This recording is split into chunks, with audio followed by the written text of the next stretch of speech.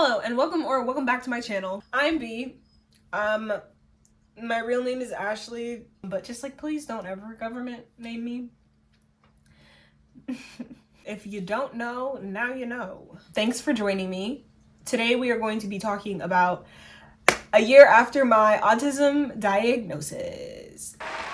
If you're new here or if you just don't know, I'm autistic and also a bitch. I have autism level 1, and why am I reading it like I don't know? I have autism level 1 and I have combined ADHD. Congratulations to me. Feels like I won the lottery. But here's my cute little letter that proves it. I got diagnosed on April 4th of 2023.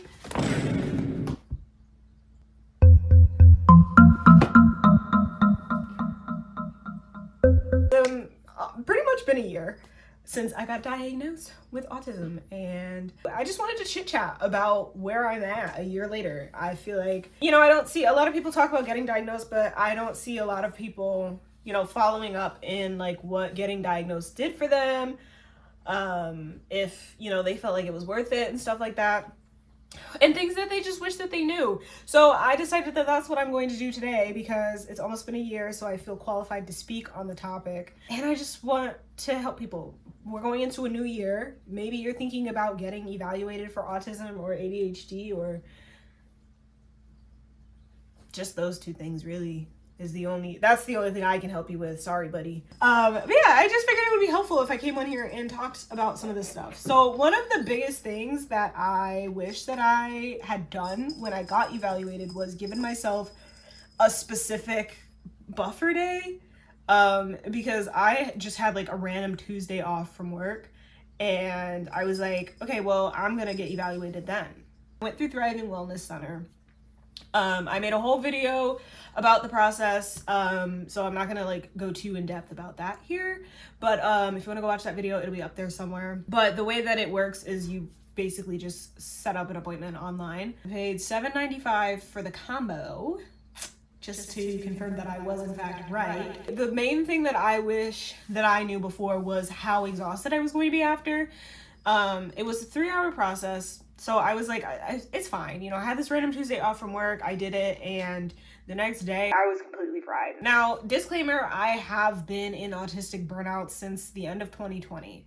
And it really got bad at the end of 2021, beginning of 2022. And it's just been downhill ever since. So it could also just be that I am more sensitive to these things, but I think that it's important for people to consider at all if you are autistic, and honestly, if you're anybody, like, I just feel like it's exhausting to go through your entire brain. You basically word vomit the contents of your brain to a professional for however long. Like, it's an exhausting process, and I just didn't really think that it would be that exhausting. I've had therapy before, so like, I don't know. I was really tired after. I was just beat, fried. Like, I felt like my brain was a fried egg. So I just wish that I knew to build in some rest time after, because I ended up taking it regardless. But like, if you build it in, it won't feel as bad when you have to take it. So the other thing I wish that I knew before was that just because you were correct in your self-diagnosis of yourself, because like, this was a long journey. Like, this had been at least like a 1.5 year journey of me being like, autism, no. Autism, no. Autism, no. Autism, perhaps. So it was a long process of me wondering if I was autistic and doing my research, which is like the only time self-diagnosis is valid is if you're doing your research. In that case, by all means, you're probably correct. I kind of knew, and like, I wasn't shocked. It was validating to hear that I was autistic and to know that I was right, but it's still different to have it confirmed by a professional. Like, it still sends you into that like reflection and kind of needing to reaccept it again. It's not even reaccepting it, but it's fully accepting it, because I think that to a point when you are self-diagnosed, it is hard to fully accept it because there is always that possibility that you just were wrong. which, if that's how you feel, there is also a possibility all the time that doctors are wrong. So, you know, do with that information what you will. But there is always that little piece of doubt, like, in your mind. Like, I know I had that for sure. And so when you actually, like, properly get diagnosed, it's like, okay, well, there goes any doubt I had in my mind. And that's not to say that you won't face imposter syndrome still. You're still gonna get that. But it's not like, it's not the same, you know. You're still going to go through that, you know, having to accept it. And I think that I've definitely, so like moving into like how I've been for the most part, my diagnosis hasn't done anything for me. Like, it hasn't done anything for me outside of in my own brain, but in my own brain, I think that it's kind of helped to bridge that gap, to kind of close that gap of doubt, to be like, well, maybe I'm not autistic. Now that's gone. Like, and that's not to say that that doesn't still pop up in my head, but it's not as loud as it used to be. And I really just ignore it because I'm like, well, then you stupid bitch, why am I having a meltdown? Like, I'm not understanding. Like, you're saying we're not, but like, this is saying we are. So, and I have this silly little letter that proves it. So the past year, you know, the year that I had, as well as, you know, having my formal diagnosis, having having a therapist, you know, really affirm the fact that something is wrong in my brain and there's a lot of things going on. Having it affirmed and like experiencing what I have experienced over the last 8 or 9 months of my life, yeah, I'm pretty confident that I am autistic. It's just been, like I said, I've been in a lot of burnout, and the one thing that makes burnout worse is more stress. I have a whole video on burnout, but autistic burnout can be caused by, you know, a lot of outside stress and a lot of things like on our plate that I just feel like you can't handle. And so I just had a lot going on. I was like super duper anxious. It was not a great time for me. It's just like, you know, kind of experiencing that. And I definitely feel like I am at a place now where I am coming out of it. I don't know like how that either. I don't know what that even looks like. Like the biggest thing about burnout is that it's not about resting until you feel better. It's about changing your entire fucking life forever. Because if I go back to like the amount of times where I'm like, I miss nannying, like I really wish that I could nanny, like if I could just work full time, like I wouldn't have to worry about money, like I would be fine. Like if I could just work full time. And I think about it, but then I remember like that's what got me here in the first place. And the fact that I am barely out of that place probably is an indicator that I shouldn't do that. And I'm like, it'll be different this time. It'll be fine. It won't be. It won't be. I definitely feel like I'm doing better. And you know, kind of being able to come out of that is kind of like, damn, like you were being real autistic. That was a lot of autism happening. And I thought that I had experienced burnout bad until I experienced the last 8 or 9 months of my life.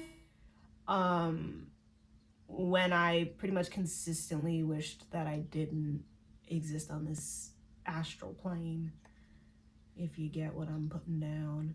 I feel like experiencing that has definitely helped me to really accept the fact that I'm autistic and accept what my needs are, what my abilities are, and what things I can do and what things I can't do. And there's things that I used to be able to do, like work full time, and now I can't do that. So it's just like accepting that, and having the diagnosis, I think, has made it easier for me to just accept that. Because I mean, if I didn't know at all that I was autistic, then I genuinely couldn't tell you where I would be right now. Like, because being able to identify with the autistic community and, you know, understand that I'm not alone in the things that I'm feeling and I'm not crazy for the things that I'm feeling. If I didn't have like that community, the communities that I've had to go to when I need to vent and when I want to have a meltdown and scream and pull my hair out, like if I didn't have those places to go, I would probably have ended up in the psych ward, like genuinely, because it like I would have just thought that I was crazy. Like I genuinely would have, because like when I say that I feel everything and nothing when I'm burned out, like that is, I can't even explain to you like how crazy of a feeling it is to feel like I'm feeling my emotions like in my body. I'm feeling them, but it's just so much of them. It's so loud that I just can't hear any of it at all. It's like breaking the sound barrier of feeling in my body. And it just feels like I'm kind of like vibrating, and it's just not a great feeling. If I didn't know that that was just because I was an autistic burnout, bro, I would have been tweaking. Like, I would have been good. Like, you know, even having the self-diagnosis, I think would have helped me, but I think that having the formal diagnosis, it kind of took that out of the running. It kind of like took that out as a factor, because like it's like, you know, a lot of things going on, that still would have been a doubt in my mind that like maybe I'm not autistic and I'm just being dramatic right now. But I didn't even have to think that, because I'm like, I know I'm autistic. I'm not being dramatic right now, you know? I think that that's like the biggest mindset change that I've had since getting a formal diagnosis is maybe I'm just being dramatic. Maybe I'm not autistic, to no, I'm definitely autistic and I'm not being dramatic. You know, before, like I said, you have that doubt in your mind still. So I had that doubt in my mind. So it's always like, well, maybe I'm not. But now I don't have that maybe I'm not. I definitely am. And whatever I am experiencing is a result of the fact that I am autistic. It's not just because I want to. Like, I'm not having a good time, you know? I definitely like am glad that I got diagnosed, and I definitely don't regret it or anything. But it's still not something, like, even knowing that I've had that mindset shift, like, it's not something that I would recommend people to do or endorse people doing, if you don't really need it, just because it costs money. And if you just have the money to spend and you want to do it, then by all means go for it. With Thriving Wellness Center, since I paid out of pocket, it didn't end up on my medical record, which is something that I didn't want, because I am Black, I am a woman, I am neurodivergent, I am also disabled. So I don't really want the disability on there, you know, if it doesn't have to be there, because the doctors are already not going to listen to me. So I kind of would rather not, you know, fuck myself. And also, like, I don't know, there's some things that I've heard. There's a couple of things that I've heard that like I haven't been able to like actually validate with actual like research, because I've looked. Like people being discriminated against when it comes to like adopting or fostering because they have autism in their medical record. I couldn't find like concrete evidence of that, but I don't disbelieve that it's happened. I just don't have concrete evidence that it has, you know. But there are countries that will not let you move there if you have autism, and that there is evidence of that. So, but you know, it's just like one of those things to think about, and it's something that I was definitely really cautious about. But because I didn't go through my insurance, it doesn't end up on my medical record. So I just get a silly little piece of paper, and nobody has to know unless I tell them. So I tell the entire internet. I definitely cannot endorse it. But if it's something that you really want to do and you want to do your research on it, go for it. I think self-diagnosis is perfectly valid. I do want to make another video talking about that, so I'm not going to say too much now, but I mean, I was right. So if I was correct, who am I to tell you that you aren't? Like, part of like the whole reason I started making neurodivergent content is because people have this image in their mind, and it's not even necessarily the fault of people. For the most part, some people it is, but for like a lot of it, it's like the things that you see portrayed in media and like on TV and stuff, and there's some really shitty portrayals of autism. It's the way that they always portray autism, and it's like we aren't all like that, and it causes people to say stupid shit like, you don't look autistic. What do you mean by that? What do you mean I don't look autistic? I look normal to you? And so I like really want to not only like be a relatable person for, you know, other autistic or ADHD or ADHDers like me, and I just want to be like a relatable person. I want to like I want to build that like little community of like neurodivergent people. There's so many like vloggers and stuff that I watch, and I'm like, wow, like that's so great. Like they're so productive, and they do things in such like a neat and organized way or whatever. Or like, you know, people just don't really talk about like what's going on in their brains and stuff, which is perfectly fine. But I want to talk about what's going on in my brain, and I want to form a little community of people who, you know, like to live these cutesy little soft girl lifestyles and stuff, but also are autistic or have ADHD or both, or whatever else is wrong with you, like respectfully. But I also want people to understand that autism doesn't have a look, okay? Beloved, it doesn't. I'm hot. Yeah, I know. Is that what you're saying? Is I'm too hot to be autistic? We can be hot, babes. It's just my brain. Like, I don't look autistic, but I definitely feel it. I do. I don't understand. But I just want people to see an autistic face and hear an autistic voice. I am not the Lorax, and I don't speak for all the trees, okay? I only speak for me and anybody else who feels like they can relate to me. I just want people to understand that autism is a spectrum, and not spectrum in the way that you think it's a spectrum. It's a spectrum in the way that it's a circle, that you're either on or you're not, and you're somewhere in there. There are people who have higher support needs, and there are people who maybe display more of their autistic traits. There's people who mask less, but yeah, they don't have more autism than me, in the sense that you think they have more autism than me. You know, it's not like, oh, here's me over here, and then there's like most autistic, like, because what does that even look like? Who's the most autistic person in the world then? Tell me.